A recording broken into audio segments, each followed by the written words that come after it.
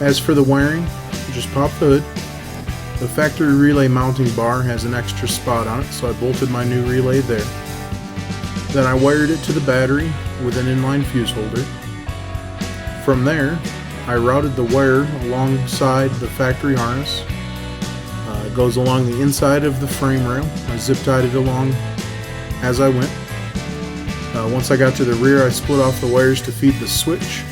And then as for the lights, I continued to trace the pre-existing hazard light wiring up the tube and to the lights. Once it gets dark, we'll aim them.